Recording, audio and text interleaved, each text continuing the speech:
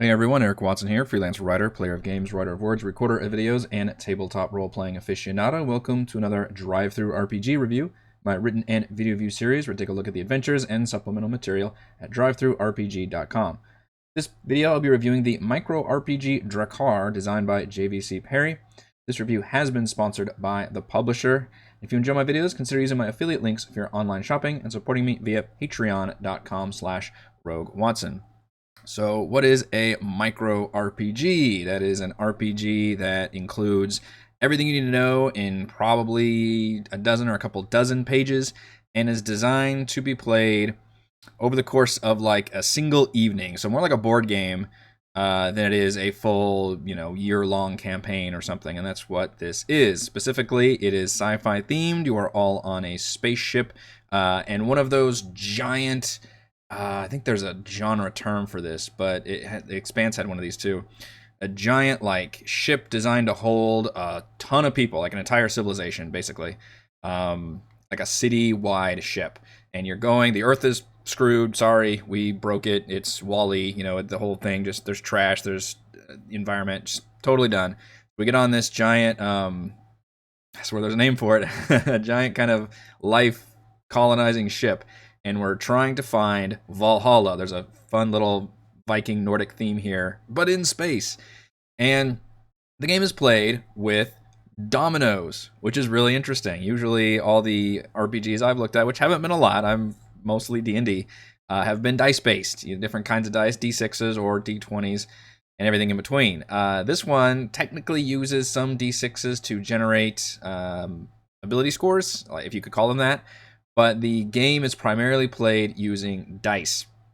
So when you make your character, you can choose one of 5 different roles: technician, engineer, helmsperson, security officer, and steward. And you have 2, we'll call them stats. You have power and prowess, which is unfortunately that they're named so similarly together. I don't know why we couldn't have come up with just power and skill, because that's what it is. Power is essentially either brute force or like your willpower or something that's kind of innate to your character that you're using, whereas skill is something learned, something based in like, education or experience that you're using. So like using, technology or just knowledge of something. And those are your only 2 skills. You roll a d6 for each one and you divide the result by 2, round up.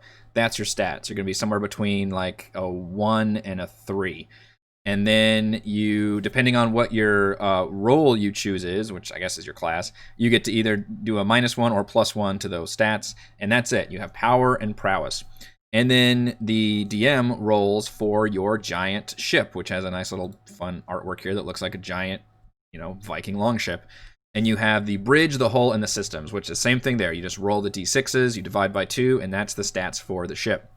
The ship stats act as your plus modifiers for your skills, depending on what you want to use. And it's up to the players to basically decide how they want to tackle each situation. Essentially, the game is set up where it's a series of, and the game defines them as troubles. These are essentially events or encounters that you would meet in other games. And you get through them via, to use a D&D term, a skill challenge. Essentially, a series of I said rolls, a series of pulling dominoes, and then applying the math there and seeing if you either succeeded or failed. And depending on what kind of event you drew, depends on how many successes you need to complete that challenge successfully versus how many failures you can accrue before it is considered completely failed. Now, like all good skill challenges, failure doesn't necessarily mean game over. Instead, you kind of fall forward and you end up accruing certain penalties. And then, in this case, the penalties are the ship stats are actually reduced by a certain amount. And if all 3 stats are reduced to 0, your ship is destroyed and it's a game over. So that's, I think, a pretty solid way of doing the system. It's essentially just skill challenges, which some of you may be nodding your heads enthusiastically, and some of you may be, shaking your heads or rolling your eyes. I will shaking your heads and rolling your eyes. Yes, I will say this. I think skill challenges can work if they are done where it doesn't equal a hard stop and you give players a lot of opportunity and the actual challenge in question is interesting. And that is what I think this RPG succeeds at in every step of the way. And in fact is the majority of what this rule book is. The actual rules, so you've got a little, story base set up here. It's a couple pages long, as I just mentioned. You're just on this giant ship going to Valhalla, just basically the promised land, trying to reach a new home for humanity. And then the actual rules are essentially in a couple pages. The goal, in order to win, you have to complete a number of these skill challenges. Every time you successfully complete one of these troubles, you get to put a rune down in this kind of group pattern called the Odal, which is a rune meaning inherited property. It looks like the peace sign, or the peace. No, it looks like what does it look like? Like the breast cancer ribbon? What am I trying to think of? And you have to get, which it looks like there's 6 here minimal. It does mention for a shorter game if you want to just do whatever 6 you can. Otherwise, you are supposed to follow the dominoes rules. I assume all of you are familiar with the way dominoes works, and hopefully everybody's got a set of dominoes. If you haven't played it, it's just a matching game that involves drawing, domino tiles and trying to match them number to number, and you can create all the different patterns and things depending on what kind of dominoes game you're playing. It's fun for obviously being a classic game. But in this case, the goal, every time you complete that, which I'll get into that in a second, you can put a domino down in this pattern, and then at any time you can just rearrange your dominoes, but you're supposed to build this pattern while still following those matching rules. So I don't know how many it's going to take. I don't know what the playtesting looked at in terms of how many successes it takes, but it looks like it would take you, a normal evening of role-playing to get through all these events, depending on how much players want to get into it. So the majority of where the total of the game are these troubles, and you determine a trouble by, you've got your characters, in fact, I can skip ahead to show you what the character sheet looks like. It's very, very simple. Boom. Character sheet, you're a space person, you've got your power, your prowess, your job, and then the ship's got those 3 stats. That's it. Micro RPG, okay? Very, very simple, very easy stats, very easy to teach. You can easily, give these out and do this in an evening, which to me is a huge plus. This is not a big system you have to learn. Skipping through all the troubles, because I'll get to that in a second. Okay, so to determine a trouble, you draw 3 dominoes. The first and second one, you're just looking to see if it's odd or even, the result. And dominoes, in fact, this comes with a print and play domino. This is what dominoes look like. They've all got 2 numbers on each side. They add up to 6. Some dominoes games I've played, they even add up to even more than that on the side. It just, super dominoes or whatever, but this is a normal set of dominoes, looks like this. So you would draw your dominoes, you would determine if they're even or odd, and that determines, the first domino says if the problem is either internal or external, meaning it's coming from within the ship, or it's a problem that has appeared outside the ship. And the second one is if that problem is living or non-living. So, in other words, that gives you 4 different possible, you've got internal living, internal non-living, external non-living. 4 possible outcomes there. Each of those, there's 13 different options because of how many dominoes there are, and with the third domino you draw, you add up the value, and that's what you end up getting for your encounter. So it's a neat system for essentially rolling a random encounter. Now, this would not work very well if these were just bullshit random encounters, but this is the strength of this entire RPG. These are actually really cool encounters. They're called troubles, but these are legitimately detailed, well-written, interesting encounters. Just and there's 13 for each one. Just on the internal living alone, there are terrorist plots, gang warfare, intelligent animals, teenager with superpowers, cultists, and a runaway virus. And all of those, and that's, again, internal and living. So if you drew that, then those are some of your options you get. And as you can see here, each of those have success and failures written down. So if you wanted to, depending, again, how much you want to role play and how much you want to play around with it, you can paraphrase it, or you can read exactly what's going on here. A deadly gang war has broken out between different deck designations of the general populace, threatening the crew and the Drakar itself as a phaser beams ricochet throughout the living quarters. Without prompt intervention, the war could grow uncontrollably, but direct action could endanger the lives of the security team and could even serve to unite the general populace against the crew. So your job as the players, again, if you haven't done a skill challenge in D&D, this is kind of how it works, and it's even more open than in D&D. You can choose how your character is going to respond to that. And then it's up to the DM to kind of determine, okay, is that using your power or your prowess? Are you using a skill, or are you using, brute force or sense of will or something? Are you using a charisma check and a strength check, or are you using basically more of a mental acuity? Although you could even go, kind of play around with it. And then you determine, okay, are you using like a weapon that's going to be whole because that's based in armament? Systems involve the breathable air, or just using the general populace, life support systems, food and water. And the bridge involves the computer, navigation, communication, arrays, commanding officers. So depending on which of those 2 you're using, and then which of those 3 things you're using, and then you can add your modifier to that. That number that you come up with is the goal. That's the number you have to beat. And when you draw a tile, you have to have that number or less to consider it a success. So that's entirely how that system works. And you just go around and basically take turns kind of playing around with the system, and you can role play as much as you want and come up with some neat solutions. There's a few restrictions. You can't do, the same one, like, for the same exercise, for example. And if you notice, they're not all equal in terms of the difficulty level. If you draw a lower value tile for your 3rd tile, you end up getting closer to the upper end here, like the 0, prison riot, and terrorist plot.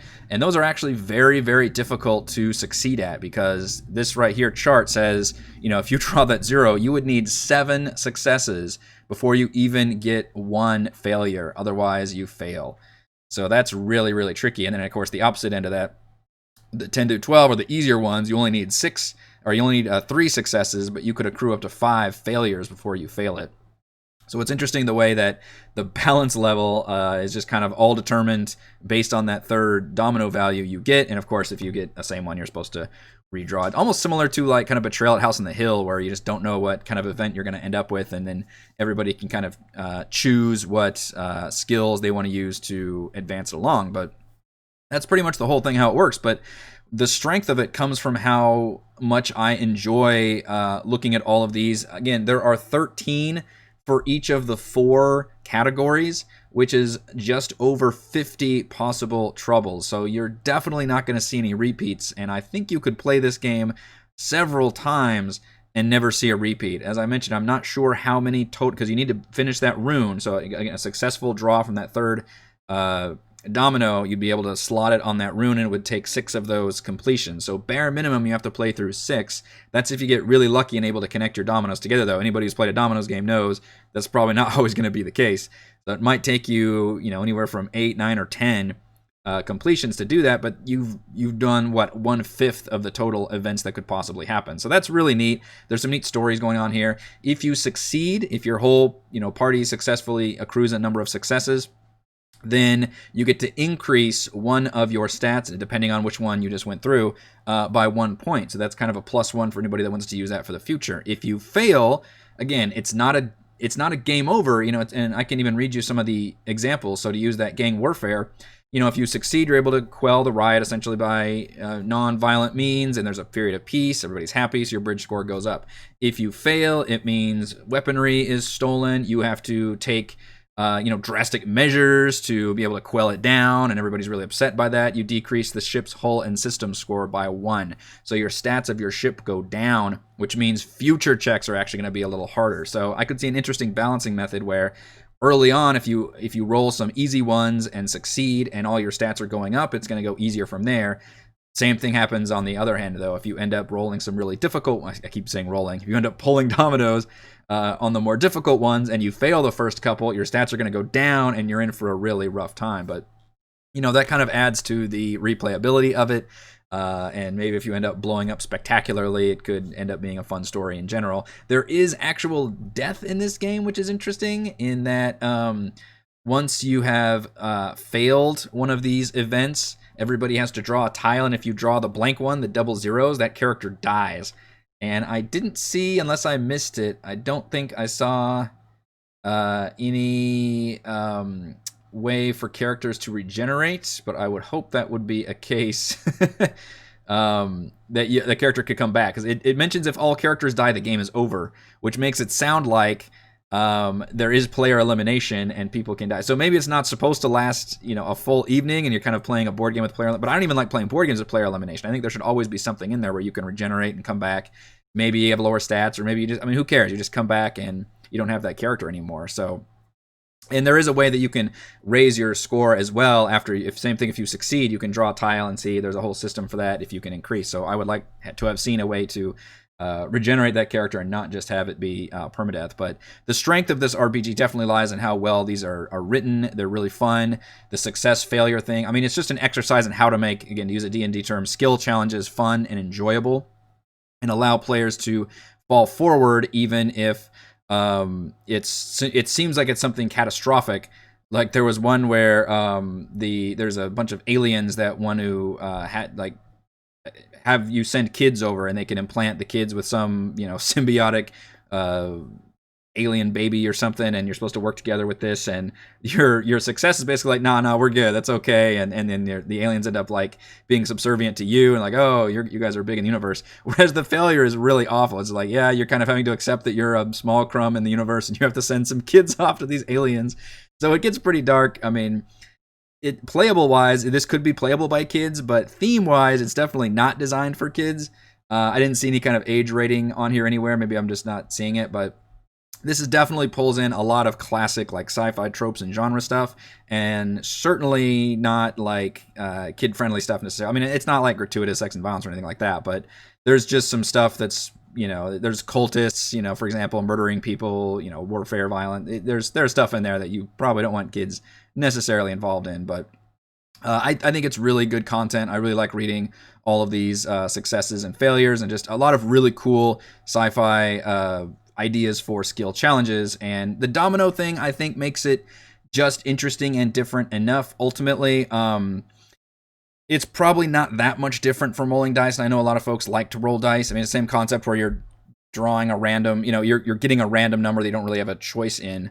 I do like the idea of making your own, making that domino shape, that Odal thing, because that draws the strength of the dominoes. I wish this RPG did more with this, because this to me is what separates dominoes from dice, is the fact that you can play like a little game of dominoes. It would have been really fun if maybe each player had their own set of dominoes, and maybe they were trying to do something there to like unlock some power or something. That could have been cool. Granted, every little bit of this is adding on to this and making it less of a micro RPG, but I like that it does something here. This is the end goal, is to build this little fun domino thing. It would have been nice to go a little bit further with that. Maybe like different shapes you could build or something. It would have required more dominoes, but just to help take advantage of the fact that you are not using dice, you're using dominoes, which I think is really neat.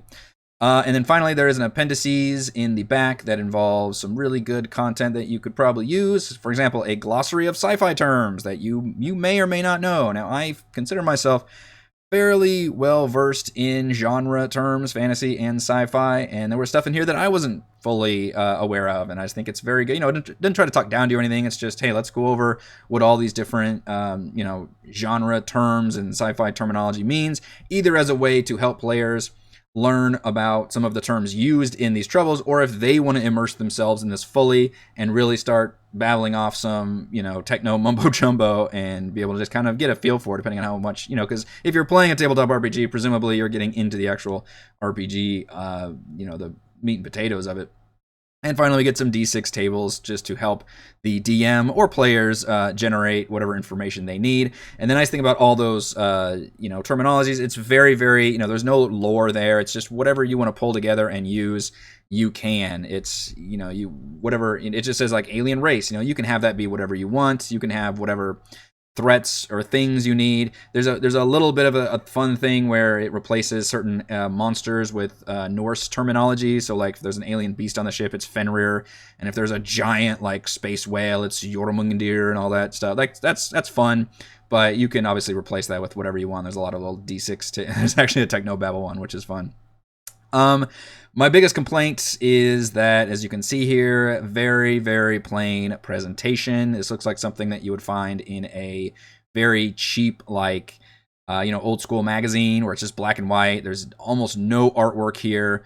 And the presentation is just very, very straightforward and plain. I mean, I can see why, if you're doing this small of a product, you want to keep it a micro RPG. You maybe don't want to pump a whole lot of art and fancy layout into it, but on the other hand, that kind of thing would look really nice and would help elevate this product. and it would help the readability of it, just having, like, especially going through all of these. There's so many of these. There's 50 of these. You know, you go through all of them. There's no artwork breaking that stuff up. That would have helped a lot. Just even having like 1 or 2 pieces of really nice art, you know, whether it was full page art or not, just to be able to separate this content would have looked really nice and helped this just sell this entire product. So that's a shame. And I've seen, you know, Parry's other work, and certainly that's got really good presentation and layout there. So maybe this was part of the Kickstarter budget, didn't quite reach or something. I'm not sure what the story was, but it's a shame that we had such a plain layout and not very good on the presentation. On the plus side, it comes with, you know, obviously separate character sheets I showed you in the back, and then these print and play dominoes, which hopefully you've all got a set of dominoes. If you don't, you should play some dominoes. Dominoes are fun, but that's a nice little touch. You could technically print these out and have your own little, I guess, paper dominoes to work with. All right, let's go over my pros and cons for Drakar. Pros, it's an easy-to-learn micro RPG that uses dominoes instead of dice. I think that's pretty cool. I think that's unique and different. Ultimately, you know, dominoes aren't that different from dice in terms of you're using a random number thing to help with your modifiers. But at least you're forming the Odal rune. There's some neat stuff there, and, you know, picking up the dominoes determines different kind of troubles. So I think that it uses dominoes just well enough to separate it.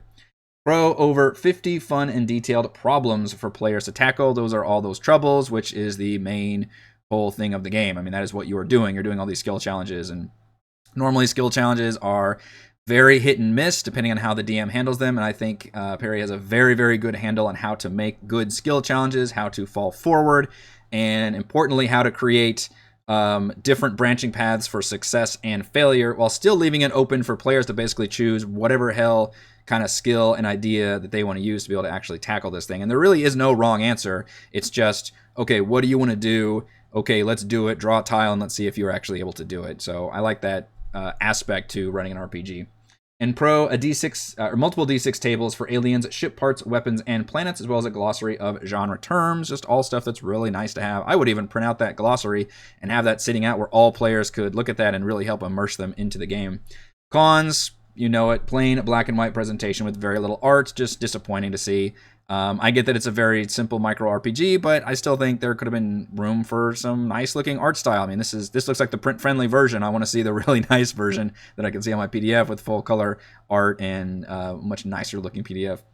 Final verdict, Drakar effectively combines D&D skill challenges with dominoes, along with dozens of compelling events and encounters to create a satisfying little adventure through the stars. Thank you to everyone for watching this video review. You can see my written review at roguewatson.com. You can support my work at patreon.com/roguewatson. And you can watch our own RPG adventures here on my YouTube channel. Thank you.